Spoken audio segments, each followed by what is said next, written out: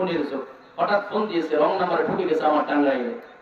আর ওপাশ থেকে রিসিভ করছে এক মেয়ে, যুবক কয় হ্যালো, মেয়ে ওপাশ থেকে রিসিভ করে কয় হ্যালো, যুবক কয় গেল। ঠিক না ঠিক না?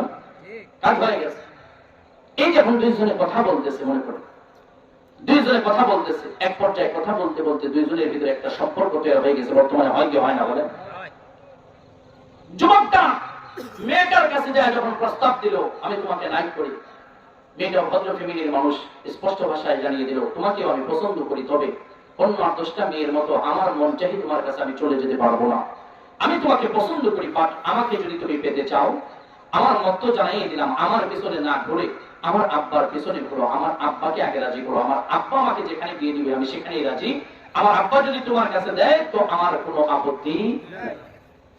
এবার বুঝে থাকলে বলেন না, এই যুবকটা কি আর মেয়ের পিছনে ঘুরবে না বাবার পিছনে ঘুরবে?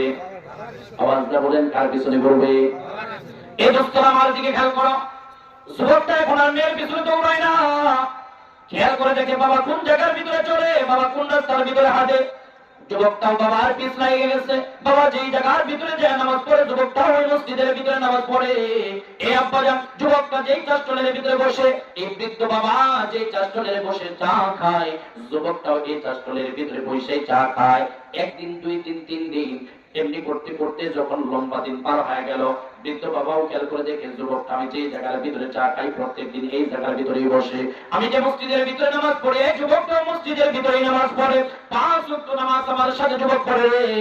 এই মুসলমান একদিন বাবা খেয়াল করে দেখে মসজিদ থেকে বের হওয়ার সময় এই যুবকটা মেয়েটার বাবার জুতাটা সুন্দর করে সোজা করে দেয়। আব্বাজান বুঝে থাকলে বলেন না, বর্তমান সমাজের ভিতরে কিন্তু এমন যুবকের বহু অভাব, যারা যুবকরা মুরব্বীদের সম্মান করবে, কদর করবে। বর্তমান জামানার ভিতরে এমন যুবকের বহু অভাব। ঠিক না ঠিক বলেন? এখন কারণে যুবক ভাই আছে দেখবেন সিগারেট খাইয়া মুরব্বীর গায়ে ধোয়া দেয়, আছে না নাই? সিগারেট বিড়ি খাইয়া মুরব্বীর গায়ে ধোকা দেয়। কিছু যদি বলে আপনার এখন আর ডেট ফেল, আপনার আর ডেট নাই, ঠিক না ঠিক বলেন? কিন্তু এটা চিন্তা করে না, এখনো মুরব্বীর মাথার ভিতরে আল্লাহ যে পরিমাণ মেধার ব্রেনটা দিছে, এই যুবকের মাথার ভিতরে এটা নাই। এমন একজন মুরব্বীর মাধ্যমে এই যুবক দুনিয়ার মুখ দিচ্ছে, ঠিক না ঠিক? মেয়েটার আব্বা খেয়াল করে দেখলো, আমার দিকে লক্ষ্য করো। মেয়েটার আব্বা খেয়াল করে দেখে যুবকটা মসজিদের ভিতরে আমার জুতোটা সোজা করে দেয়। মেয়েটার বাবা চিন্তা করে, হায় হায়, বর্তমান জামানার ভিতরে তো এমন যুবক পাওয়া যায় না যে যুবকটা মুরব্বীদের এত কদর করে। নিঃসন্দেহে যুবকটা বড় ভালো মানুষ, সুতরাং আমার মেয়েটা যদি তুলে দেয় একজন আদর্শবান ভালো মানুষের হাতে তুলে দেওয়া দরকার। এ মুসলমান আস্তে আস্তে করে মেয়েটার বাবার নজরের ভিতরে যুবকটা পড়ে গেছে।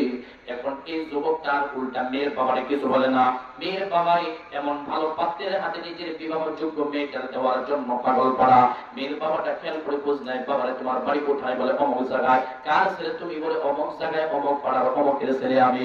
এই যুবক কিছু জানে না। মেয়ের বাবা বাড়ির ভিতরে এসে মার সাথে কথা বলে, সুন্দর সুদর্শন 5 ওয়াক্ত নামাজি দিনদার ভদ্র একটা ছেলে পেয়ে গেছি। এমন ছেলের হাতে আমার মেয়েটা যদি তুলে দিতে পারি আর চিন্তার কোনো কারণ নাই, যার কারণে আমার মেয়েটাকে তার হাতের ভিতরে তুলে দিতে চাই। আব্বাজান উদাহরণটা সুন্দর করে বুঝবেন। এ মুসলমান এবার উল্টা মেয়ের বাবা মেয়ের ছেলের পক্ষের কাছে প্রস্তাব পাঠায়, ভাইজান আপনার একটা ছেলে আছে, দেখি 5 ওয়াক্ত নামাজ পড়ে মসজিদের ভিতরে যায়, ওই জায়গার ভিতরে আপনার ছেলেটারে আমি দেখছি, আমার বড় ভালো লাগছে, বড় পছন্দ হয়েছে। আপনি যদি রাজি থাকেন, আমার বিবাহযোগ্য একটা মেয়ে আছে, আমার মেয়েটারে আপনার ছেলের কাছে বিবাহ দিতে চাই। ছেলের আব্বা ডাক্তার কয় আগে ছেলের সাথে পরামর্শ করে দেখি রাজি কিনা। মেয়ের বাবা ডাক্তার কয় ভাইজান যদি আপনার ছেলে এমনিতে না নেয়, আমি জানি দিনদার নামাজি মুত্তাকি ছেলে কখনো যৌতুক নেবে না, তবে আপনার ছেলে না চাইলেও এমন দিনদার ছেলের প্রতি আমি বড় খুশি সন্তুষ্ট। আপনার ছেলের জন্য পালসার লাগবে পালসার দেব, ডিসকভার লাগলে ডিসকভার দেব, যেই গাড়ি চাই এই গাড়িটাই দেব। তারপরেও দেখেন না আমার মেয়েটা নাই কিনা। আব্বাজান যুবকটা যখন বাড়ির ভিতরে আসলো, যুবকের বাবা এবার ডাক ডাক কয়, বাবা অমুক পাড়ার যে অমুক আছে তার নাকি একটা মেয়ে আছে, তুমি কি দেখছো নি? কয় কেন?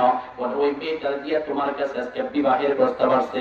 আব্বাজান বুঝে থাকলে বলেন না, এবার যুবকটা যে মেয়েটা পাওয়ার জন্য মেয়ের পিছনে পিছনে ঘুরছে, এখন ওই মেয়ের বাড়ি থেকে যদি উল্টা যুবকের বাড়ি প্রস্তাব আসে, ওই বাড়ি থেকে প্রস্তাব আসছে তোমার কাছে বিবাহ দিতে চাই, তুমি রাজি আছো নি? এই যুবক কথাটা শুনলে খুশি হবে না বেজার হবে? আওয়াজ করে বলেন, খুশি হবে না বেজার হবে? বাবা ডাক্তার কয় শুধু তাই না, বলছে তোমার যদি ডিসকভারের প্রয়োজন থাকে তাও দিবে, তোমার যদি পালসারের প্রয়োজন থাকে তাও দিবে। কথাটা শুনলে বুঝে থাকলে বলেন না, যুবকের দিলে এখন আরো খুশি বেশি লাগবে কি লাগবে না? যুবক এবার চিন্তা করে, হায় হায়, আমি যদি মেয়েটার পাওয়ার জন্য মেয়ের পিছনে পিছনে ঘুরতাম, মোটর সাইকেল তো দূরের কথা মেয়েটারে পর্যন্ত পাইতাম না, আমার পকেটে বলতো পিচিং এর খাতায় নাম দেওয়া যেত। কিন্তু মেয়েটার দেখানো সিস্টেম অনুযায়ী রাস্তার ভিতরে হাইটা এখন উল্টা প্রস্তাব দিল, আমার আগে হাত বাড়ানো লাগে নাই, মেয়ের বাড়ির থেকে উল্টা আমার কাছে সাদে প্রয়োজনে পালসারও দিবে, ডিসকভারও দিবে, মহা খুশির ব্যাপার। এই দোস্তরা আমার, আল্লাহ পাক জানায় দেয়, এই तमाम পৃথিবীর মানুষ ভালো করে শুনে নাও। সুতরাং যারা আমার কাছে ভালোবাসা পাইতে চাও, সরাসরি আমার পর্যন্ত আসতে পারবা না, আমার বন্ধুকে মহব্বত করা ফাত্তাবিউনি অনুসরণ করো। আমার বন্ধুর মহব্বত যদি অর্জন করতে পারো, আমি আল্লাহ তোমার আগে জানায় দিলাম, ইউহিব্বুকুমুল্লাহ, আমি মালিক তোমার দিকে আগে ভালোবাসার হাত বাড়াবো। শুধু তোমার দিকে আগে ভালোবাসার হাত বাড়াবো তা না, মেয়ের বাবা যেমন যুবক স্যার হুন্ডা দিতে চায়, আল্লাহ বলেন আমি যদি তোমার ভালোবাসি, ওয়ায়াগফির লাকুম যুনুবাকুম, এ বান্দা শুধু ভালোবাসা দিব বিষয়টা এমন না, আমি রব তোমার উপরে খুশি হইয়া সন্তুষ্ট হইয়া আমি রব তোমার तमाम জিন্দেগীর গুনাহগুলো মাফ করে দেব। জবান বন্ধ নয়, আওয়াজ করে বলেন সুবহানাল্লাহ। শুধু ইহবিবুকুমুল্লাহ